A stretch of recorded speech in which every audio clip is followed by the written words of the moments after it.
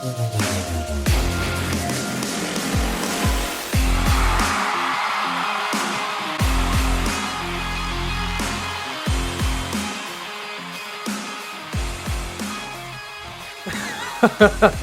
man. Oh gosh, I'll tell you, I'll just cut to the chase, okay? I can't help it. Part of me gets a sick kick out of seeing something like this because of how mad the fans online get about a move like this, or really a lack of a move from the Indianapolis Colts. Obviously, unless you've been living under a rock or perhaps you went to sleep very, very early, you know that Joe Irsay released a letter to the fan base letting everyone know that Shane Steichen and Chris Ballard were going to return for the 2025-2026 season for the Indianapolis Colts. Now, did I see a justification for them parting ways with Chris Ballard? Absolutely. All the arguments that you guys have at this juncture, given the amount of time there has been, I view as at least fair to evaluate the idea of bringing in someone else. Now, do I see it, or did I see it, as the only path forward for the Indianapolis Colts? If I'm being honest with you, not quite. And that right there might be enough to get most of you guys to turn off the video. And you know what? Not for anything.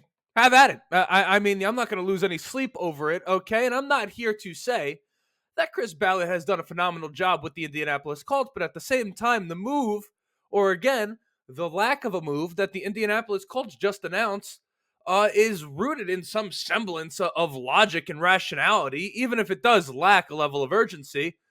Because while the move may be aggravating to some, the idea of keeping the trifecta of Chris Ballard, Shane Steichen, and Anthony Richardson together and letting them kind of rise or die together is far more of a fair idea than most of you guys are going to give it credit for. But when you look at how the fan base speaks about Chris Ballard, you would think that he's the absolute worst general manager in all of football, which is absolutely not the case at all. Like, just so you know, I'm not saying he's the best GM in football, but he's certainly not the worst. Like, there is nobody outside of Indianapolis in terms of sports fans that is going to sit here and really have any opinion whatsoever on Chris Ballard. Like, what he has done with the Indianapolis Colts from the macro perspective of the league is not so completely and utterly egregious that it calls for, like, national attention and that he's the absolute worst guy. It's a very, very simple case of us being so deep in the forest that we can't see the trees. So at this point, whether or not you agree with what I just said, the reality is that you have to assume that Steichen, Ballard, and Richardson are on some level kind of attached at the hip right here. Now, Gus Bradley, maybe not so much, right? We're going to continue to wait as to what we assume is the impending news of him being gone, because if you're not going to change Ballard and you're not going to change Steichen, you would have to change something, and you have a defense that has been around the bottom of the league statistically for a period of time now, and more importantly, situationally, continuously lets the Colts down. So Gus Bradley, you would think you call it a scapegoat or whatever that's going to be. He would be the guy that at this point we assume the news is going to come at some point. Who knows? Maybe even by the time I release this. So if you can't live with what the Colts are doing right now in their direction, I mean, I don't know what you want me to tell you. Go root for the Bears or something like that. Or instead of spending all of your energy online having an aneurysm in every comment section that you could find, which you're entitled to do, by the way, have at it if that's what you're interested in. How about you just try to, I don't know, look on the bright side a little bit. Just calm down a little bit. It's not all that serious. Like, I'm far more interested in living in the reality that is than some sort of delusion or just a bubble of anger, right? And just discussing that side of things. It's far more productive and enjoyable, quite frankly. You should try it sometime.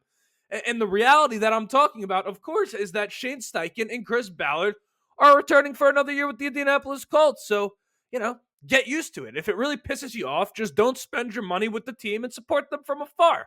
And don't leave your living room and be done with it. I mean, that's really all there is to be had here. I mean, what else are you going to do? What else are you going to do? As much as we love the Indianapolis Colts, and by the way, there is like no one. Like, you think you like the Colts more than me? You think you like the Colts more than me, who decides to wake up at 6 a.m.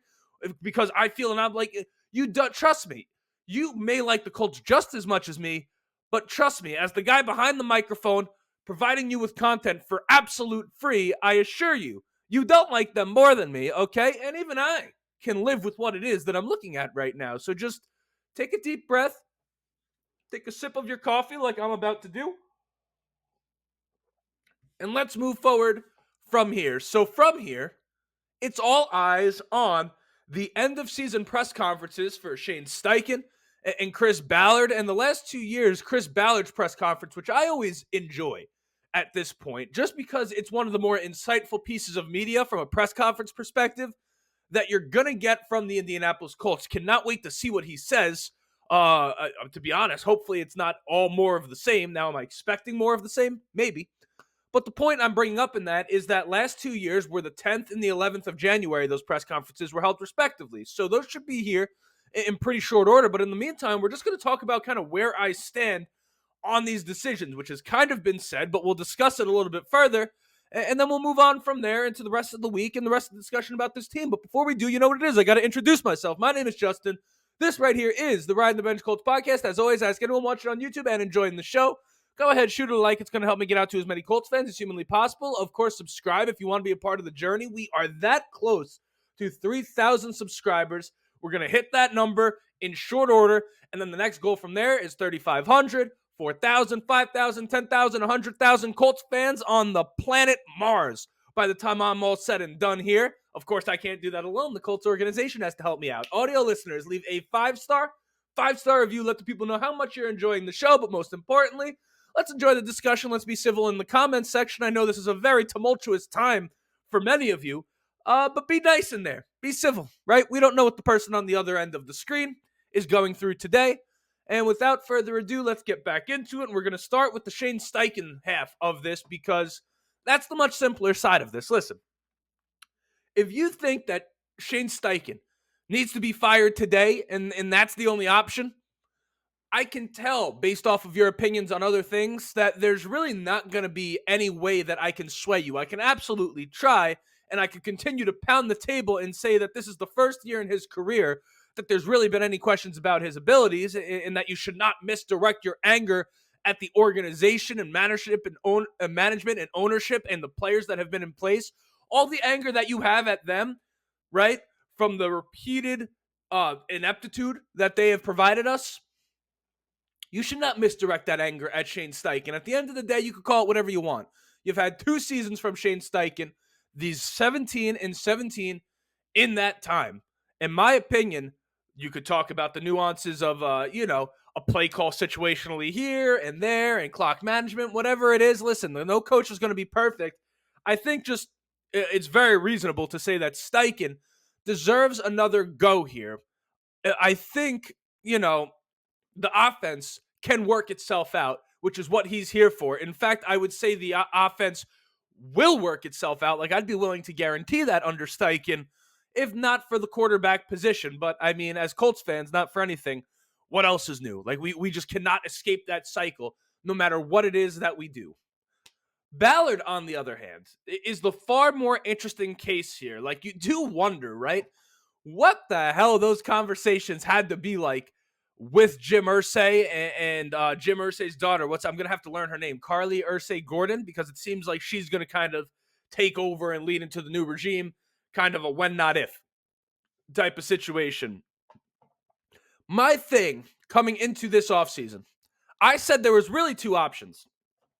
You can either basically just clear out the entire thing, or you can wait one more season and then next year at the end of the season, if it looks exactly the same, which you could say is fair to expect, forget all that, right? I'm just talking about the options. You could say, okay, if next year things don't look any better, Chris Ballard, Shane Steichen, Anthony Richardson, you could clear them all out in one foul swoop in a way that is at least a little more, what's the word? Just a bit more cohesive, a bit more justified to clear out all at once right there. A lot of you guys, I think, thought this was the year to clear out all at once. I would say next year at the end of the season, really a bit more diligent of an approach if we're to be 100% honest here. Now, that being said, the only way I viewed keeping Chris Ballard as an option, which is something we'll never know, by the way, is that in a private conversation with Jim Irsay or whoever it is that he's answering to at this point, he had to have convinced them that something was going to be different with the way he approached this offseason. He had to have convinced them of that in some capacity, primarily in the sense that he's going to approach it like a guy who is trying to win, not sustain the current level. Like, sustainability is all good and well when you are winning, but the Colts are not. So you have to look at what you have, and instead of saying we're complacent here, saying, hey, we need to add to this, right? If you were looking at last season and saying, okay, Anthony Richardson, we think he could put us over the top, but if not, we'll see where we're at. Fine. I mean, I could get behind it. It's a little optimistic, but if you just took Chris Ballard, right, and made him a bit more proactive, a bit more aggressive, you'd really be talking about like kind of an ideal general manager, all things considered. This is a guy overall that drafts well. I mean, you could point to misses, but he's had a lot of hits too. In the trades he makes, he wins. We always have a good offensive line. We just like to see a little bit more of this. Like, you figure if he just upped his output, that we would see some of these things that we like, but in a little bit more volume. So, I mean, there's not nothing there in terms of his ability to be a general manager. There's not nothing there at all. But the question is, why should we expect him to do something different? Now, my answer to that, quite frankly, is there would be no reason to expect it, quite frankly. But if I'm to play devil's advocate to that point, separate yourself for a moment from the decision to keep him, right? Separate yourself from those emotions. Separate yourself from the anger, the disdain, just the foam flying out of your mouth about Chris Ballard being the general manager of this team. And I want you to just try to put yourself in his shoes. Let's do a little thought experiment here. Put yourself in your shoes, in his shoes. If you were Chris Ballard, would you not be looking at the situation at hand right now? Like, if we as fans look at this and say, this has to be it. This has to be it. Like, at least coming into this season, there was like a split amongst the fan base where it's like, is this Ballard's last season? Is this not? I think most every one of us are on the same page right now that when you look into the offseason ahead and next season, this is kind of the coup de grace, if you will. This is, I don't even know if that's the right term, by the way. It felt right in the moment. This is kind of the last ride here. If he can't figure it out this offseason, that would be it. I think even the most staunch Chris Ballard supporter would be able to admit that about now is the breaking point. If we can look at that and come to a consensus on that, you'd have to assume if you were Chris Ballard, you would be looking at this offseason right here and saying it's now or never, right? Like, you would have to be. So it's hard for me to believe that even the most stubborn of human beings, just the most steadfast in their approach, and a guy like Chris Ballard, could look at this situation now and go into the offseason and do the absolute same thing he has done with absolutely no changes whatsoever. Now, I may end up a fool for having any sort of expectation that anything changes at all, but as opposed to sit here and bug out about what I think is going to happen, I am willing to just sit here and watch. And by willing, I mean I don't really have another option than to just sit here and watch what happens. So the question is, if he is going to make these changes, what do you change? Like change what, from where, and how drastically? Like, those are kind of the three questions all wrapped up into one question for the Indianapolis Colts and Chris Ballard, because as it currently stands, the issue with the Colts is not that they're terrible at any one position, but instead it's that they're just kind of average at most positions, right? Particularly the ones that you think would kind of make a splash of an impact throughout the course of the game. Like, sure, you have guys on the offensive line, and I think at the receiver position, you have some guys to build around right here, but on the defensive side of the ball, you really do kind of have a lack of playmakers in the secondary. Like, Julian Blackmon was supposed to be that guy, but I mean, he's not Ed Reed or anything like that. Not that Ed Reed's grow on trees, but the point is that if that guy, him and Kenny Moore are your biggest playmakers, you think that you could afford to have one or two more or something like that. But again, I do understand a team cannot be amazing at every single position, right? Like, most teams are not that way. When they are, guess what? You're like in the Super Bowl. It's, you have an all-star roster. You have an all-star roster. That's just not the situation that most teams find themselves in. You can't find yourself, I don't know, hanging on to that possibility as your only, as the only sign of success. But, can the Colts and Chris Ballard be proactive and aggressive enough to upgrade a few of the areas on this team significantly? I don't know, but there are on the surface some tough decisions that have to be made with current personnel, maybe being shipped out of here, and maybe guys kind of being knocked down a little bit and saying, hey, we know you've been a cornerstone here for a while, but quite frankly, we have to upgrade your spot. And, we'll see. We'll see where that goes, but that's where we're at. And I encourage you, if you're upset about it, to, get over it. I mean, make the decisions you're going to make. Don't go to the games. Don't buy the jerseys. But, short of not rooting for the Indianapolis Colts anymore, it's really all you got to do. So kind of just zip it and let's kind of see where things go from here. But that's an episode on a Monday morning on my birthday, may I add. Actually, holy shit. Today's my birthday. I'm 28 years old. If any of you guys ever wondered how old I am and you made it to this point, there you go. A little bit of dust right there, but that's it. My name is Justin. This right here was the Ride the Bench podcast, Colts podcast, of course. And as always, go Colts.